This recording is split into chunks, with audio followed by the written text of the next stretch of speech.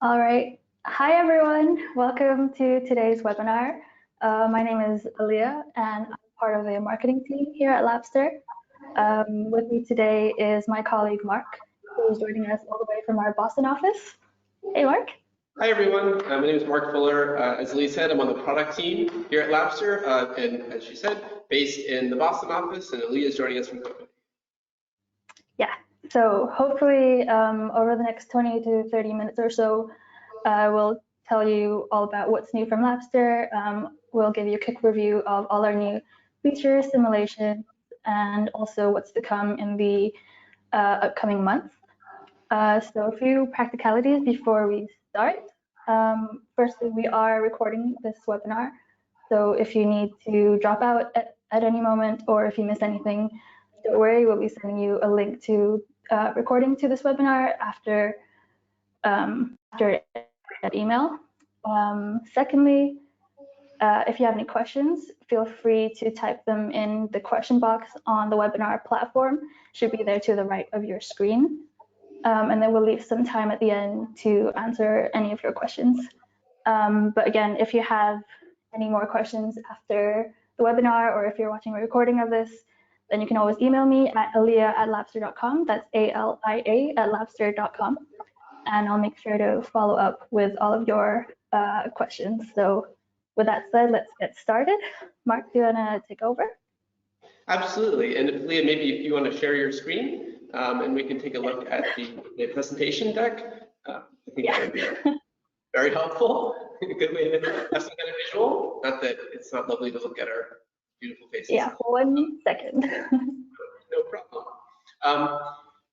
So I think I would like to start today with maybe with a question, which is just understanding why are we here today? Why are all of us here today participating in this conversation? And Aaliyah, how would you answer that question? Well, we're here to talk about what's new from Labster, obviously. Absolutely. No, that's absolutely true.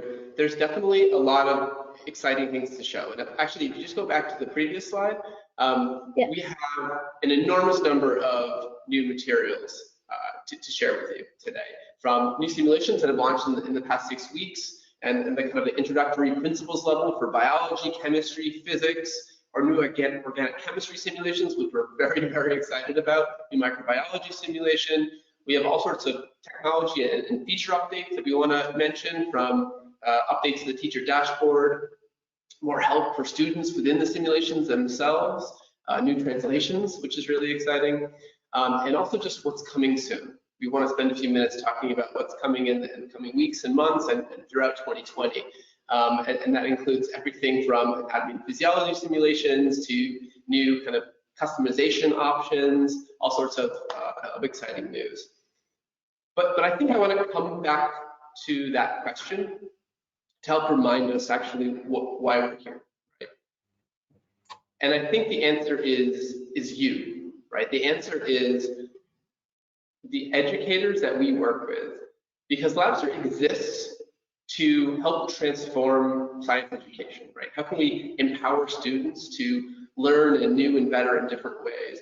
But the only way that we actually are able to do that is by helping teachers improve what they're doing, all right? And kind of meeting them where they are. So if you teach an online-only course, if you're part of the Arizona State University Google partnership that Labster has, and you're launching a completely new online degree program, you want to replace physical labs? Absolutely. If you need a supplement for your lecture, right, to actually have students be interacting with contents and exercises and visuals a little bit more than what they're doing now, that's something that Labster can offer as well. It can work in a virtual reality format or a web-based format. If you have a lab, in a wet lab, and you want to prepare students a little bit better, or give them something to extend what you're doing, that's part of what we do.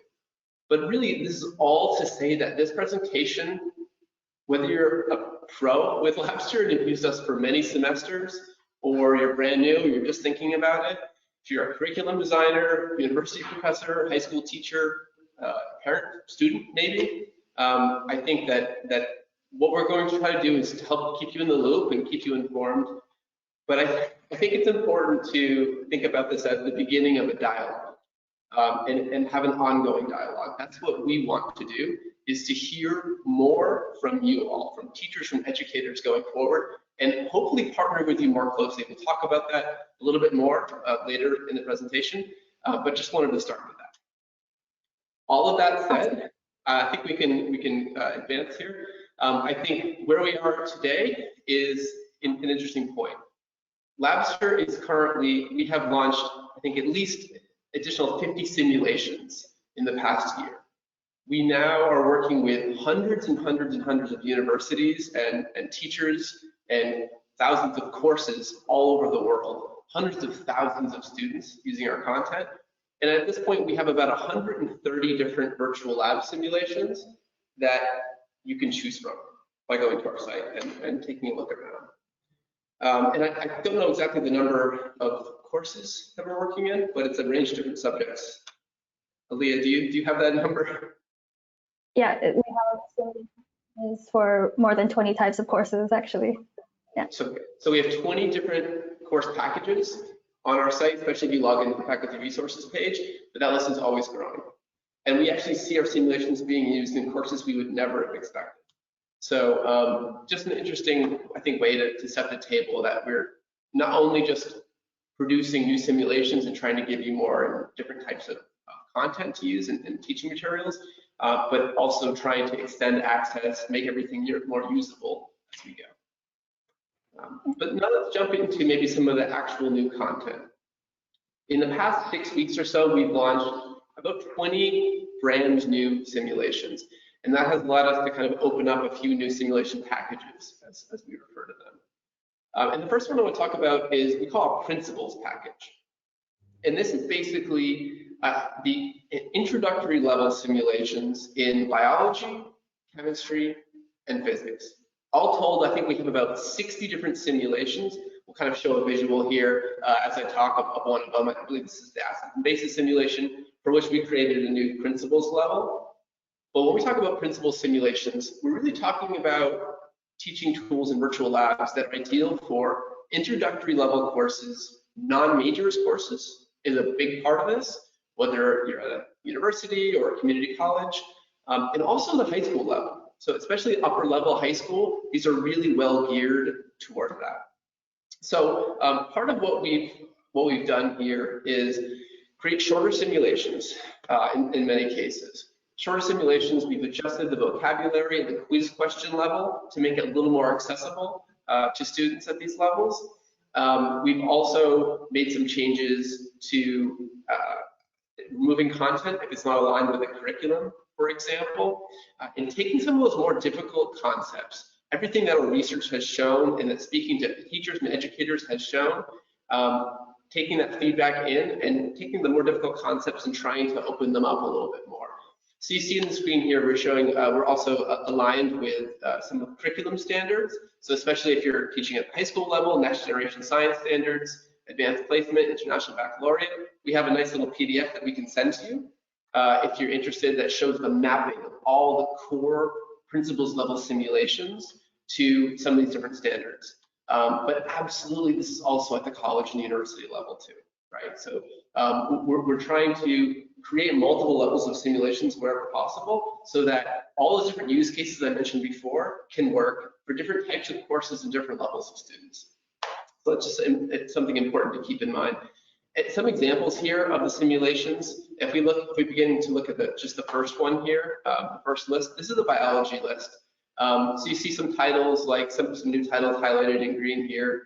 The cellular respiration simulation is a little bit tough, perhaps for some students at this level. So we've moved it lower. We also created a new cell division simulation for students.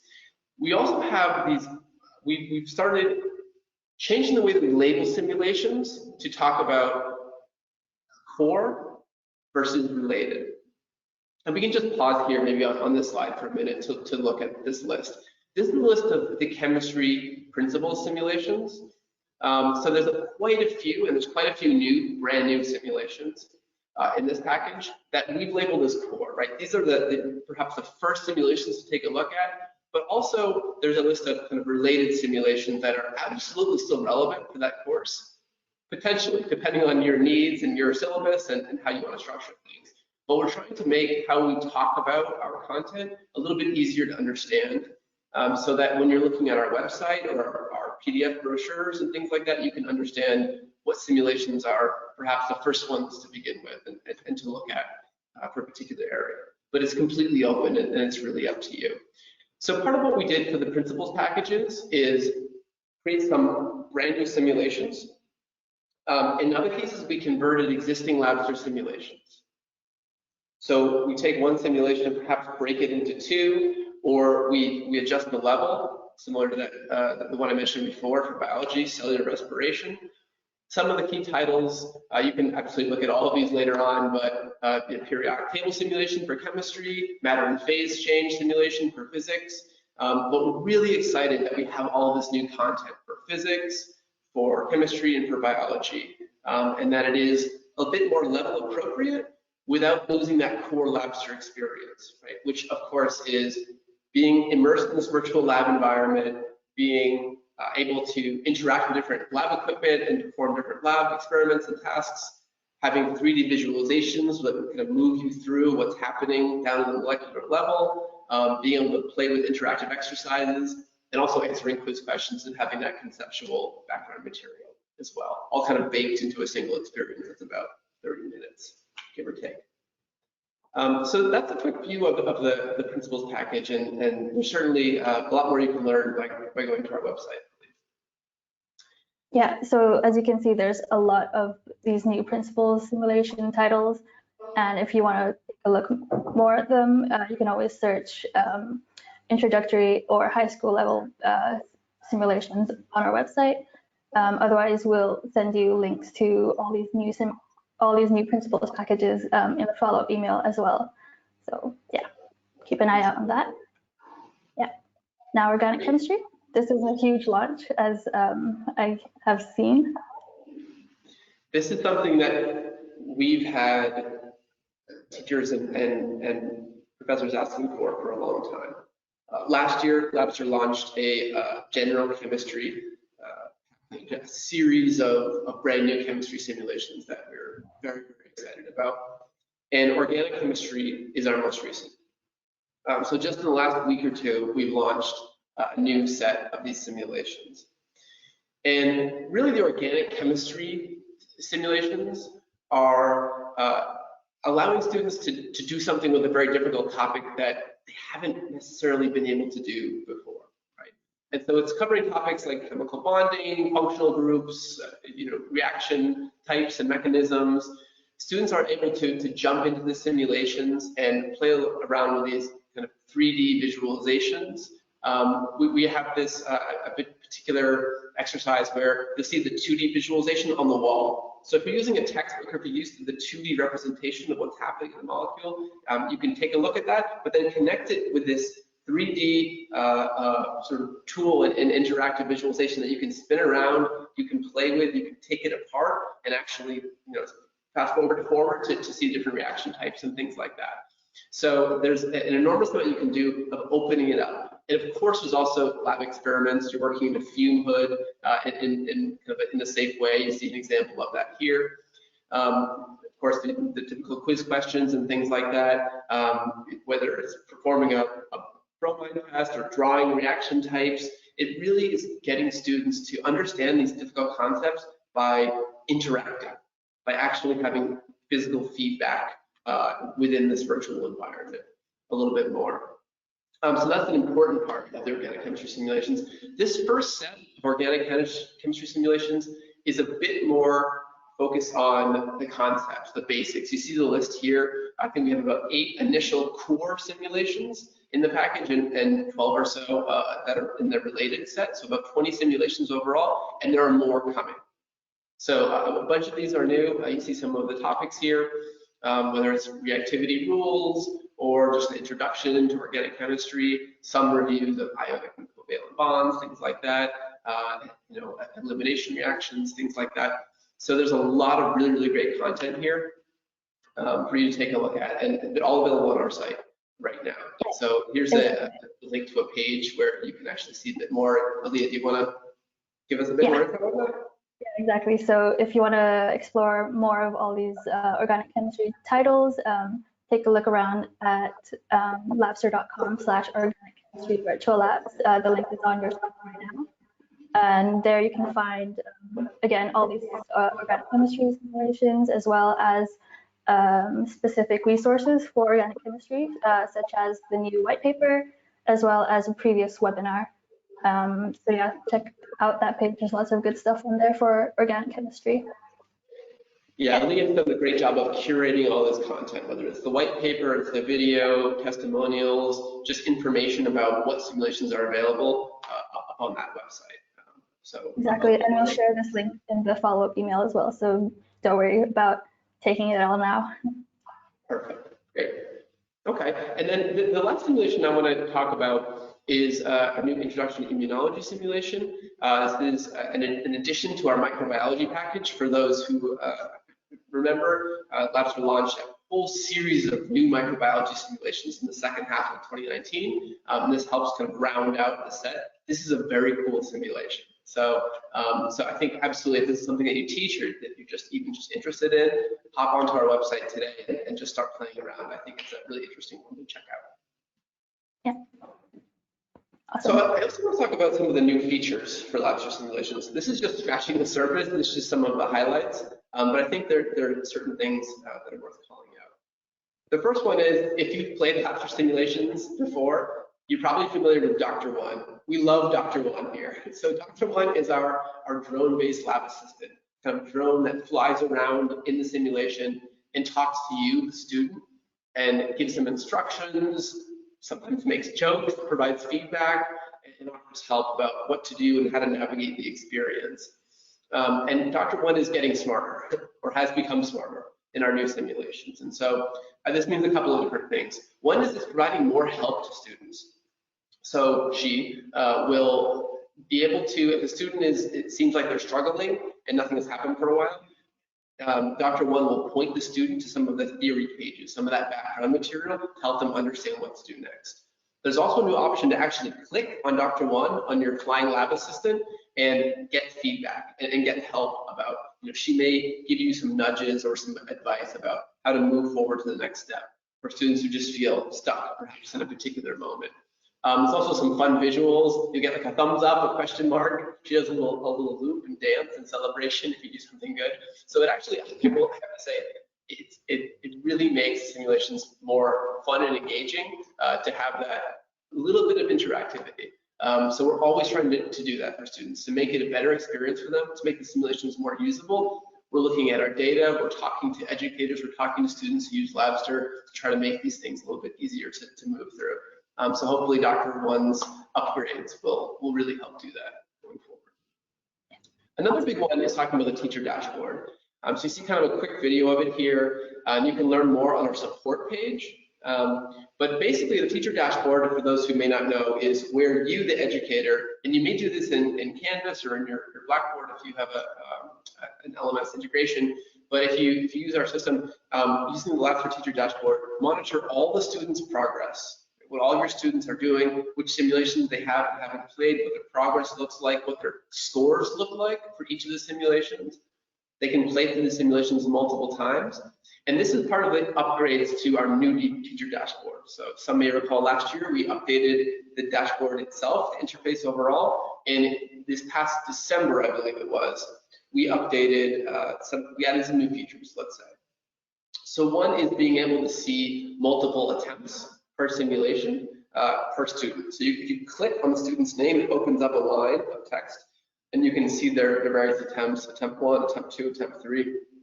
Hopefully they're improving and they're learning more each time if they do play it more than once. You can also click on each run, each simulation run or attempt, and see the full details, right? And so their quiz scores, how they did or what they did in the simulation itself. That's a big part of it. There's also in the upper right, near your name, there's a bit of a drop down. You can kind of click it and open it up and see your course details. So the number of simulations, the dates, the student responses to their surveys. So there's 4 questions at the end of every simulation that students can answer to try to respond about how how effective was the simulation, helping their learning, how engaging was it, and you can see those results, and you can now also export those results. So more of those details again on the support page, if you look at that on the Labster website, but hopefully some helpful upgrades there for the dashboard. Another update is talking about translation. So we are, as I mentioned, really working with a lot more different types of universities and different schools and different teachers in different parts of the world now as well. So as part of that, we are working on developing a series of translations, especially in Japanese, Spanish, Korean, and also some in Chinese as well, for our most played or most popular simulations. So you see those begin to appear in the coming weeks as well. So very excited about that. And you can even now on our faculty resource page, if a translation is available, you can select the language just in the simulation landing page itself once you open it up to play it. So that's really great. And then the last one to mention is just to emphasize again that inclusive teaching is a really big part about what we're trying to promote and to do here at Labster. So with all of our new simulations, especially, and even a large part of the old ones, we're making updates to ensure that our simulations accommodate different types of learners. It learn in different ways. There are different options for them, and also that within the simulations themselves, we're reflecting the kind of diversity that our user base represents, right? Whether that's racial or gender diversity. We had a nice post the other day for International Women in Science Day about some of the female characters and avatars that are in Labster simulations. So it's something that's really, really important to us, and we're always trying to promote. And then, of course, as well, always trying to continue to make improvements to make Labster simulations more accessible in general. So now let's talk about just quickly what I mentioned at the beginning of the presentation. We want to partner more closely with the educator community. That's how we get better. That's how we serve you better. That's how Labster achieves its goal of actually making your job more effective, right? And making the students' actual results better and making them more engaged. So we want to hear more from you going forward about what we can do to help you and other ways that we can Exactly. And as part of this new initiative, that's why we've created the Faculty Advisor Network. Essentially, as you said, Mark, it's a community for educators to share the Labster knowledge, and it can also be a resource for you. If you are an experienced Labster user, you can always join the Faculty Advisor Network to help Labster, and also to help other teachers who are using Labster. Yeah, so if you want to get more information or if you'd want to join, let us know. You can always reach out to me at ali@labster.com again. Otherwise, we are also doing a lot more testing and research to continually improve how Labster is for the teachers. So if you're interested in helping us out in doing our testing and research, again, reach out to me at ali@labster.com and I'll redirect you to someone who can help you. Otherwise, we would love to hear from you in terms of any success stories you might have, if you have any advice for other Labster users, as well as if you just have any general feedback or comments on your Labster experience. So again, please reach out to us at labster.com if you'd like to contribute to improving Labster. Now, with that said, yeah, so that absolutely, we want to hear from you as much as possible. So feel free to reach out to your customer success manager, to Aaliyah, and anybody else really. Another quick point, so we're running out of time here and I want to leave a few minutes for questions, so I'll quickly move through what's coming soon. We have an enormous number of things coming up. One is new simulations. In the next 6 months or so, we'll be launching a really exciting new anatomy and physiology package. So that looks probably a bit more like physiology simulations in the summer of 2020, really just a few months away, and then more anatomy simulations available a bit later in the year. But we're incredibly excited. We'll be looking at a few dozen simulations here. So that's really exciting. Also new simulations in organic chemistry that are more technique focused, spectroscopy and liquid-liquid extraction and others like that. More general chemistry simulations, biology, and actually a new suite of lab safety simulations as well. So stay tuned for that, and sign up for the newsletter. Actually, that can be a great way to stay informed. Just go to our website. I think we have the link available a little bit later as well. Yeah. In terms of other forthcoming items, if we just look at that screen, we also will have an opportunity to edit quizzes coming soon. So in a few months, probably in the summer of 2020, the ability to edit the quizzes within the simulations themselves. I'm also looking at speeding up loading times, especially for our most used simulations, by about at least 20% or so. So we're always working on that, and that's top of mind. More translations. There'll be some VR updates as well. Moving into the Pico VR headset. I think it's called the Goblin 2, which is a bit more education focused than some of our other VR headsets. So that's very exciting. And then also working on an integration with the Schoology LMS platform. So yeah, that's it. Lots of great new updates. So now while we wait for all questions to come in, I do want to say that if you enjoy getting all these updates from Labster, you can always sign up for our monthly newsletter at labster.com/newsletter. We always have a lot of product updates, details of upcoming webinars, and also releasing new resources there. So yeah, lots of good stuff if you haven't signed up already. And we have one question so far. So Google Daydream is going away. Do you have any news yet on what platform your content will be available through moving forward? Yeah, absolutely. So as I just mentioned, there's the VR headset market is interesting right now. In some ways, it's similar to the early smartphone market where different hardware providers are competing and jockeying, and we're waiting to some degree to see who shakes out. But Daydream platform is going away next year. But right now, we're absolutely still available on Daydream. And as I mentioned, Pico, P-I-C-O, is the name of one new platform that we'll be working with very, very shortly that will be available. And it's, as I said, for a variety of reasons, it's a bit more of a better kind of classroom management system. So it's a bit better and more geared for education than some of the video game ones that tend to be in the news more often. But yeah, Pico is one new set that will be available soon. And stay tuned for more news about other VR options in the future. But absolutely, we'll be sending out a communication, I think, in the very near future about some of the details of that. Exactly. So keep an eye out for that. We do have one more question. We have time for one more question. Any plans to modify the time zones, for example, EST in the dashboard or schedule to make it easier to set the due date?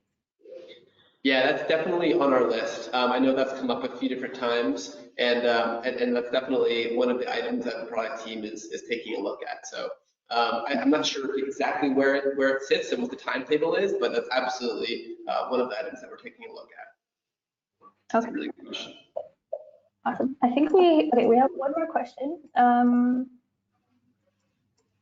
Let me see. I think it was something about VR that's compatible with other headsets would be great, and would you be able to send them to colleges to demo? Yeah, that's another great question. I think that, as I said in my first answer, to some degree, I think addresses that. We're evolving our VR plan right now, so I think there'll be more news coming soon. And in terms of the availability of headsets and hardware to demo, I think that's something that we would love feedback on. And if it's something that is of interest, I think that especially talking to your existing customer success manager or regional director could be a very good place to start for that. But I think we're always trying to make sure that both the web version of Labster and the VR version are working for people better, and that extending sort of access is our goal here. So definitely that's something that we can take into consideration. Exactly. So yeah, always keep an eye out on maybe our newsletter for updates.